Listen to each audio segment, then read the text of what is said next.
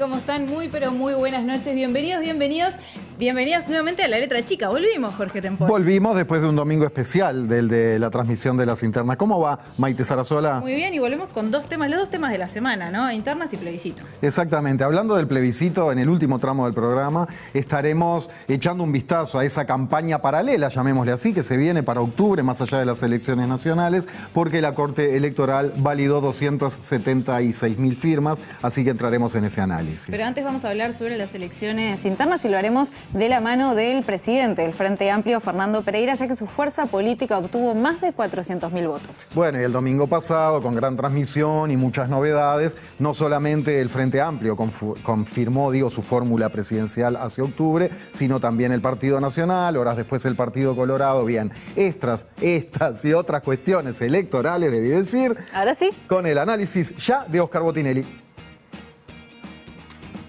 Hemos aceptado la propuesta y hoy tenemos fórmula para la presidencia. Es un honor para mí, es un gusto y un orgullo presentar a nuestra queridísima compañera Carolina Cose.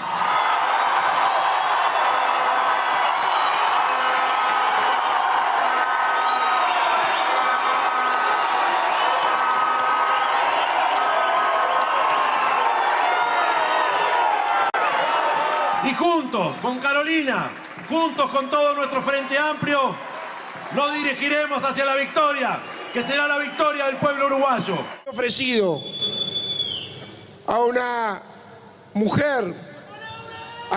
mujer que es una compañera que no hace tanto que vino al Partido Nacional. Le voy a proponer una compañera con valentía, compromiso, que siga peleando por esas causas sociales. Le voy a poner a Valeria Ripoll que me acompañe en la fórmula presidencial.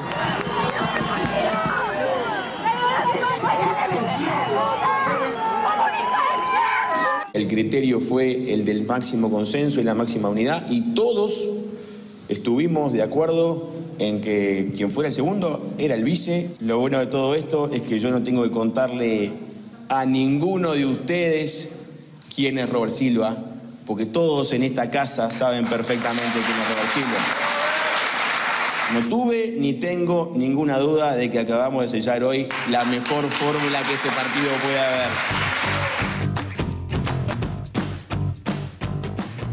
Y pasó una semanita entonces de las internas y muchas cosas pasaron en estos 7 días. Para arrancar con el análisis, recibimos a Oscar Botinelli, presidente de Factum y también politólogo. Buenas noches, Oscar, ¿cómo estás? ¿Qué tal? ¿Cómo estás? Muy bien, arranquemos por algo general, que es el tema de la abstención que hubo, ¿no? ¿Cuánta gente efectivamente votó y también qué es lo que significa esto? Bueno, el tema es el siguiente.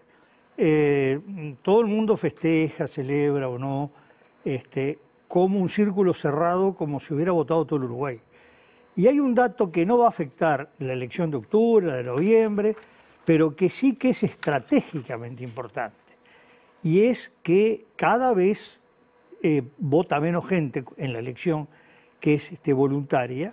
En realidad que esto no expresa una protesta, porque si no en octubre, con voto obligatorio, habría un número muy elevado de voto en blanco y anulado, y en realidad rara vez pasa del 4%.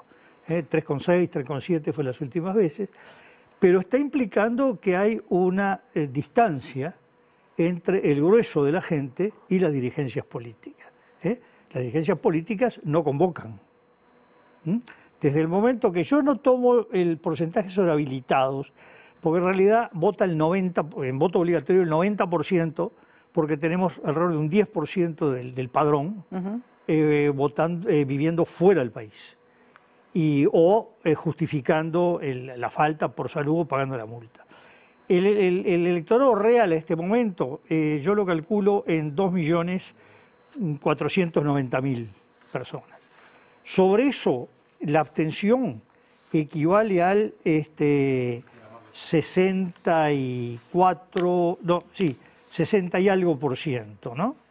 Entonces, acá lo que hay que ver es que es 60,4, nos da exactamente. Y ahí tenemos que además hay que detraer los que votaron en blanco, que fueron unos pocos anulados, y los que votaron solo listas departamentales y no nacionales. Por lo tanto, el voto afirmativo a partidos y presidentes no llega al 36% de ese electorado real, del que vamos a ver en octubre. Quiere decir que casi poco menos de 2 cada 3 no fue. Bueno, lo que veníamos viendo en distintos estudios es que la gente está manifestando cierto hartazgo con el discurso de la dirigencia política, porque siente que no habla de sus problemas, sino que están, primero, no hay, no digo todos, pero en gran mayoría no hay frase en que no sea atacar a alguien. Y atacar por cosas de que dijo, que no dijo, que va a decir. Y cuando uno ve, la gente está muy preocupada y en algunos casos angustiada por el tema de la inseguridad, o preocupa mucho la economía familiar o la economía personal, el tema del endeudamiento, 1 millón de personas en el clearing, temas algunos estratégicos, tema educación, tema vivienda. Es decir, y lo otro es que se nota, la gente ve demasiado improvisación, en el sentido que de golpe empieza a haber planes y programas de todo el mundo que no los vio en los 4 años anteriores. Entonces, ¿esto es preocupación o es propaganda? Yo creo que son cosas que no va a afectar esta elección, pero que a largo plazo afecta al país. Si estuviéramos en Argentina, esto conduce al que se vayan todos, y el que se vayan todos en Argentina termina con manifestaciones apedreando vidrieras. Bueno, Uruguay es más yendo a lo que se llama la anomia, el bajar los brazos. Pero cuidado. Y también hay una cosa contra lo que creen las dirigencias políticas de uno y otro lado, que dicen, si este gobierno no sigue lo que va a hacer este país, y otro, si este gobierno sigue, viene la catástrofe. El grueso de la gente cree que su situación personal y familiar no cambia con el resultado de la elección. O sea, que no, de última no sirve. Bueno, que no está sintiendo un compromiso. Más allá que tiene adhesiones políticas bastante sólidas. Entonces, esto yo creo que es un tema que no va a afectar esta elección. No está planteado acá, pero que hay que verlo en perspectiva. Yo diría, bueno, cuando se apaguen las luces de este ciclo electoral, bueno, va a ser el momento de empezar a reflexionar de que esta forma de hacer política está creando un distanciamiento y no es bueno un pueblo que empiece a ver que las dirigencias políticas no lo representan, aunque la voten. Entonces creo que este es un primer tema muy importante. ¿Y cómo vio los partidos en general en su desempeño? Bueno, lo primero, me gusta aterrizar un poco algunos datos. Resulta que se presentan los datos dentro de cada partido. Entonces, qué bien fulano, qué mal mengano. Cuando empezamos a mirar en votos contantes y sonantes, resulta que Gandini, no hay duda que lo votó mal, ¿no? Bueno, sacó apenitas menos que Robert Silva, el número 2 exitoso del Partido Colorado, y más que Gurméndez y que Tabaré Viera. Laura Raffo es más de 1,5 veces los votos de Ojeda. Y Laura Raffo, que cómo perdió, ¿no? Tuvo una distancia muy grande con Delgado, pero... Bueno, digo, pero en votos pasó los 60.000. Cose tuvo una distancia, perdió con una distancia grande con Orsi. Es más de 1,5 veces la totalidad del Partido Colorado. Entonces, bueno, vamos a dimensionar las magnitudes, porque si no hay como ilusiones ópticas en relación al resultado. Lo otro es esto, hay que tener cuidado, porque cuando se habla de los impactos de la elección, puede dar la impresión que los impactos es que se conmueve todo el electorado. El electorado que se puede, lo que se llama volátil, que puede ir de un bloque al otro o del tercer bloque o tercer área que componen partidos chicos, en blanco anulado, que se puede mover con claridad es el 5%. Mirando un poquito más, el 7%. Y si tomamos los que están ya bien alineados, pero que pueden tener alguna debilidad, podríamos llegar al 10%. Bueno, a ese es al que van los mensajes. Lo otro son los mensajes internos, obviamente. No es lo mismo votar a una corriente que otra, una fracción que otra, una lista que otro dentro de un partido, y sobre todo la coalición republicana, que tiene un juego de partidos que compiten entre sí, y ahí puede haber, no es que puede haber mayor volatilidad interna, ¿no? Que esto nos lleva al análisis de un tema que es que si fue buena o mala la fórmula del Partido Nacional. Sí, con Valeria Ripoll, sí. El tema es el siguiente. Primero hay que confundir el resultado del procedimiento. Lo que es bastante claro, el resultado vamos a verlo dentro de 15 días en adelante. Si es buena, mala o regular. Lo segundo, puede que no sea bueno y no beneficie al frente.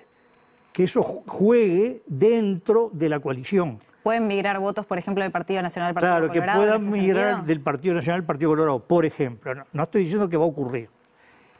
Pero el tema es que así como el Frente Amplio resolvió muy mal hace 5 años, y ahora hizo todo perfecto, me hizo acordar al Partido Colorado, al vallismo más bien, que en el 89 fue más o menos similar al Frente Amplio de hace 5 años, y 10 años después corrigió todo y salió impecable esa noche con Jorge Valle, Luis Hierro, la fórmula la misma noche, ¿no? No repitió. Bueno, el Frente hizo lo mismo, no tardó 10, tardó 5 años en salir impecable, una votación además con una ventaja clara, pero con buen desempeño de ambos. Claramente ahí hubo un juego entre la figura de Orsi, la de Carolina Cose, y claramente Fernando Pereira, que cumplió un papel muy importante, yo diría como cabeza de estructura, un hombre que logró funcionar una organización, mover la organización y crear una movilización de la gente. Y la señal del lunes, donde Orsi se posiciona como el referente político de todo el Frente Amplio, fue muy importante, ¿no? Y el Partido Nacional, en cambio, desde ese punto de vista, el Frente, y que obtiene un resultado que sobre todo se agiganta en relación al mal resultado que había tenido en la interna del 19, pues no tiene nada que ver cómo votó el Frente en el 19, en junio, a cómo votó en octubre.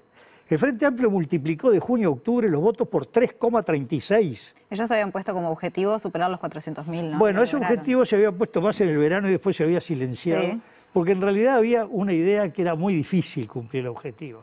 Y de salir primero. Claro, salir primero es un objetivo que juegan dos, que uno aumenta y el otro cae. Entonces, eso permite. Pero el cumplir los objetivos, el estar por encima del 19, al Frente le dio una imagen de ganador simbólico de esa noche, y el Partido Nacional hizo lo posible por ser el perdedor simbólico.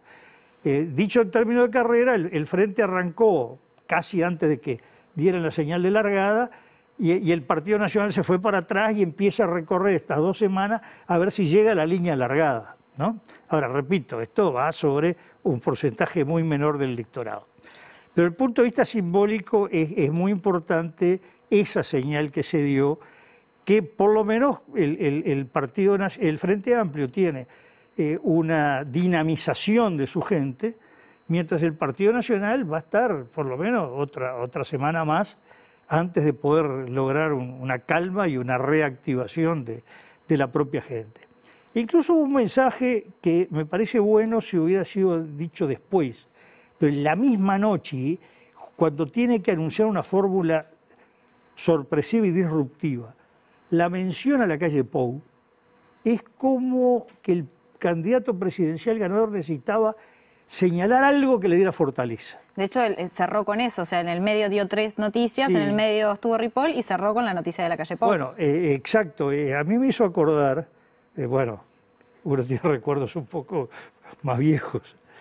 Marzo del 73, se hace la primera elección argentina después de uno de los tantos gobiernos militares, y Perón quedó proscripto o autoproscripto, ahí se puede discutir lo que se quiera. Lo cierto es que no era el candidato. Candidato Héctor J. Cámpora, y el eslogan fue Cámpora al gobierno, Perón al poder. Y me vino esa imagen, cuando aparece Delgado invocando a la calle Pou. Ah, bueno, yo voy al gobierno, acá está el que va a ir al poder, ¿no? Delgado en esta semana, tanto Delgado como Ripoll dieron varias entrevistas. Él en el domingo, cuando brindó el discurso, habló de un cambio de paradigma, también habló de tenerle fe y también ha hecho referencias, especialmente en esta semana, a otras figuras históricas del Partido Nacional que tomaron decisiones así también un poco disruptivas, como Herrera con Nardone, si no me equivoco, y mencionó otra más. ¿Cómo lo ve? Como bueno, apelando Herrera no fue un anuncio disruptivo. Primero, no era fórmula presidencial, era el colegiado, pero además fue un acuerdo político de una fuerza, de un partido político o una fracción política con un sector gremial político que se fue formando durante 2 años. Para empezar, no fue nada sorpresivo. ¿Le parece que no es una referencia adecuada? Como no tiene nada que ver. Ahí va. No, hay una cosa que es muy importante, que es el aterrizaje de los datos. A ver. Seregni, que como toda persona tiene virtudes y defectos, una de sus grandes virtudes es que era un estratega excepcional, ¿no? Un especialista en estrategia. Yo diría uno de los estrategas políticos más importantes que ha tenido el Uruguay. Siempre decía, lo primero de todo es hacer un estado de situación. Y el estado de situación se hace con el cerebro y no con el corazón, con sangre fría y no con sangre caliente. Y no hay forma de hacer las cosas bien si el diagnóstico no está bien hecho. Y entonces fue de todas las euforias del domingo pasado aterrizar un poco los números. El Frente Amplio obtuvo el domingo sobre los votantes el 42,2%. La suma de partidos de la coalición republicana, 46,3%. Pero lo otro que aterriza más todavía, que si miramos el total del electorado, porque esto es relativo, esto en relación a un conjunto que no es una muestra, no es que luego se proyecta y es todo igual, no. Es algo que fue a votar que no tiene por qué ser así los que no fueron. El Frente obtuvo el 16,7% del electorado y la coalición el 18,34%. Es decir, es una diferencia de un poco más de un punto y medio. Por lo tanto, estamos hablando de cifras chicas que hay que tener cuidado. Después de ahí para arriba hay que seguir. Nosotros lo que marcamos es, puede ser casualidad, que justamente la encuesta Factum, que es la única que está presentando lo que llamo una estimación de resultado actual. Es decir, nosotros lo que presentamos no es la encuesta con indecisos, sino cómo sería si hoy hubiera una votación, ¿no? ¿Cómo sería? Y más o menos nos dio las mismas cifras el promedio de este año. El Frente votó el 42 y a nosotros nos está dando el 43. La coalición dio el 46 y a nosotros nos viene dando el promedio 47. Punto más, punto y menos, lo mismo.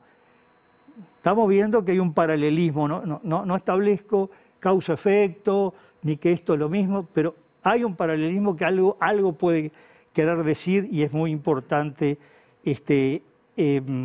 analizarlo, ¿no?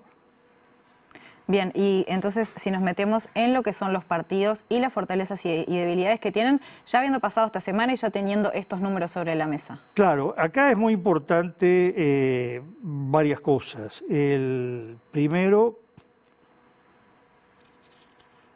que más allá del gusto que usan los periodistas y los propios dirigentes del Frente en hablar de la coalición, y como si en Uruguay hubiera 2 coaliciones, el Frente es un partido político, estructural y sociológicamente. ¿Qué distingue que es un partido? Que tiene gente que se identifica con el partido. Vale decir, es Frente Amplista. Lo otro es una coalición, suma de partidos donde no hay republicanos o coalición republicana. Hay blancos, hay colorados, hay cabildantes, etc. ¿No?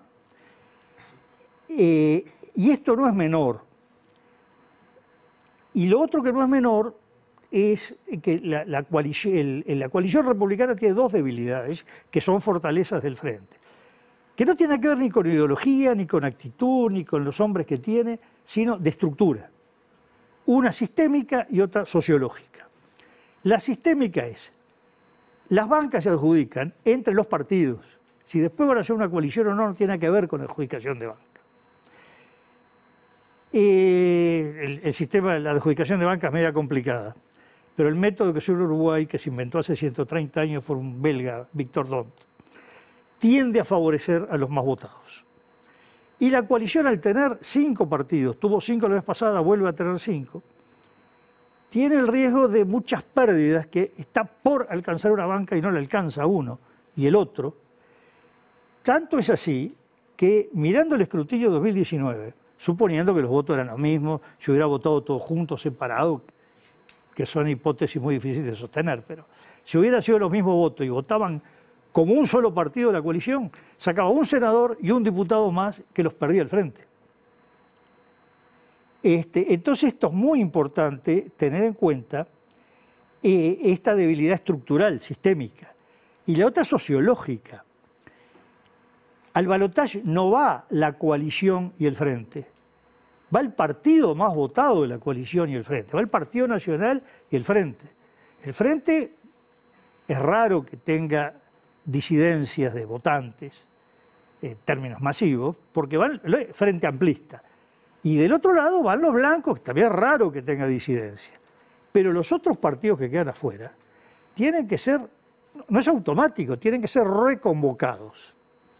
Y eso lo vimos en la elección pasada, en que la suma del partido de la coalición tuvo el 54%, 54,05%, y la fórmula que representaba la coalición, que era el Partido Nacional, no llegó al 49, 48,88%, es decir, tuvo una pérdida de 5,17%. Y el Frente pasa de 39,01, en realidad se puede decir 40, habría que sumar los partidos de izquierda, Comunidad Popular, PT, pero llega al 47,36, aumentó de 7 a 8 puntos. Y este es un tema estructural que se va a repetir. Se va a repetir precisamente porque son temas de estructura política, no de voluntad. ¿Y cómo impacta eso en estos meses de campaña en que también estos partidos de la coalición se tienen que medir entre ellos y diferenciarse de alguna manera? Yo creo que más que un tema de campaña es un tema... El problema grande de la coalición no es de aquí a octubre, al revés. Hacia octubre tienen la ventaja que pueden generar un abanico de recoger determinados tipos de insatisfacciones y sobre todo de matices, porque no son, sobre todo los 3 principales, o los 4, contando el Partido Independiente, partidos separados porque sí. Primero el Partido Nacional, el Partido Colorado, casi 200 años de historia. Cabildo tiene una ideología muy distinta a la del Partido Nacional y el Partido Colorado, que puede ser un nacionalismo popular. Partido Independiente también una concepción distinta. Eso le da un buen abanico, pero el tema dramático que tiene es de octubre a noviembre. Yo diría, en octubre sufre por la estructura sistémica, por la forma de adjudicación de bancas, que le hace perder bancas. Tanto es así, que ahora después lo veo, lo que da. Sino que tiene el problema de octubre a noviembre. Tiene que reconvocar a los que votaron a los partidos de la coalición que no van al balotaje. Ese problema no lo tiene el Frente. Entonces, tengamos en cuenta eso, que es muy importante. Y justamente lo que venía es esta. ¿Qué persiguen? ¿Cuáles son los objetivos de poder que hay por delante? Es decir, yo quiero ganar. ¿Si para ganar qué? Bueno, vamos a ver el orden. ¿Cómo se reparte? El orden de poder. ¿Qué es lo más importante? Nosotros tenemos un régimen que está diseñado como semiparlamentario desde el año 34, que rigió de corrido, salvo 15 años por el colegiado y 16 años entre el periodo autoritario y el prolegómeno, digamos. Pero después fue cambiando. La reforma del 66 le dio un poco más de poder a la presidencia. La praxis política Sanguinetti la presidencializa un poco más. La reforma 96 presidencializa más. La forma en que ejerce Tabaré Vázquez y potencia la figura de la presidencia de la República de Uruguay, el edificio se llamaba Casa de Gobierno. Tabaré le pone presidencia de la República. Y luego la calle Pou, que ya hiperpresidencializa. Pero además el año pasado fue muy claro cómo casi toda la dirigencia del Frente Amplio adhirió a que el presidente es un presidente de un presidencialismo puro que está por encima de ministros que están subordinados, que no es nada que ver lo que dice la Constitución. Pero lo que importa es, esta es la realidad política. Por lo tanto, el primer objetivo de cualquier partido político hoy parece una perogrullada, pero no es tan así, es tener la presidencia de la República. No importa con qué magnitud. Fíjese una cosa, Tabaré Vázquez ganó en primera vuelta en 2004 y Mujica no. No hubo diferencia de poder por ganar en primera vuelta o en segunda. La calle Pou ganó sin haber llegado a la mayoría absoluta de los votos, 48,9%, 48,88%. Nadie puede decir que sintió que tenía menos poder. Entonces, cuidado con creer que se tiene más poder porque se gana en primera vuelta, el poder es el mismo. Pero el primer objetivo es ese. ¿Cuál es el segundo objetivo? El segundo objetivo es empatar la cantidad de bancas en el Senado. ¿Cómo empatar? Pues el Senado elige 30 senadores. Luego entra el vicepresidente elegido junto al presidente. Empatando, el partido más votado desempata si gana además la presidencia. Ese es el segundo objetivo. El tercero, con presidencia y mayoría en el Senado, se gobierna bastante bien. Porque otro cambio de la praxis política del Uruguay es que pasamos de un bicameralismo que se llama en derecho político bicameralismo perfecto a un desnivel en favor del Senado, que hoy el peso político del Senado desnivela y las decisiones políticas en el Parlamento se toman en el Senado. Por lo tanto, y además, un partido que tenga mayoría en el Senado es porque le faltan 2, 3, 4, 5 para tener mayoría en diputados, lo cual no es demasiado complicado. Pero sí, el tercer objetivo es tener mayoría propia en diputados. ¿Cuánto cuesta esto? Vamos, para no discutir si las encuestas están bien o mal, vamos a hablar del 2019. ¿Cuánto estuvo el Frente Amplio de cada una de las metas? De respecto a la presidencia, le faltó un swing, porque al ser binario, es la diferencia de goles en fútbol, ¿no? Para cortar 2 goles no tengo que hacer 2, le hago 1 y igualamos. Fue el swing 19.000 votos. Con eso el Frente ganaba la presidencia. ¿Cuánto le faltó para empatar en el Senado? 101.000. Ya es bastante más. Bastante más. ¿Cuánto le faltó para tener mayoría en las 2 cámaras? 172.000. Entre empatar en el Senado y tener mayoría de la Cámara de Diputados, una diferencia de 72.000 votos más. ¿Y cuánto le faltó para ganar en primera vuelta? 268.000. Un montón.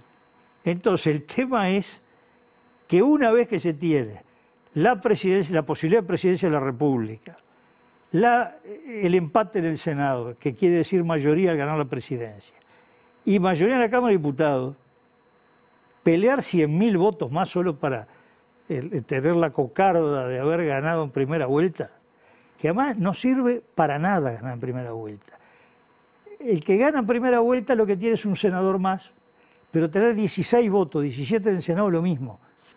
Sí importa tener 18, pero 17 y 16 lo mismo.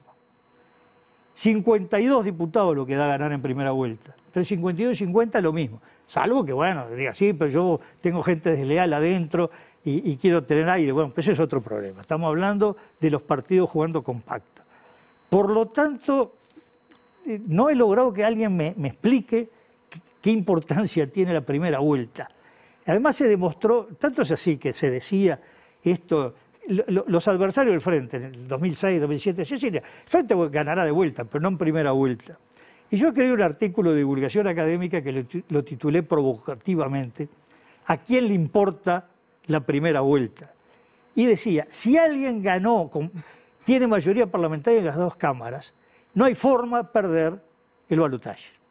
Y esto, que era un enunciado teórico, académico, se demostró en el 2009, que Luis Alberto Lacalle peleó, y peleó mucho, y no tuvo chances, y en el 14, en que Lacalle Pou se derrumbó en el 14, él mismo lo reconoció, el golpe anímico que tuvo. Es decir, ya que después que hay mayoría parlamentaria en este país quedó claro que el balotaje es un trámite administrativo y que es lo mismo ganar en primera vuelta que tener la mayoría parlamentaria esa noche. Incluso yo digo más, ni siquiera tener mayoría parlamentaria, tener mayoría en el Senado.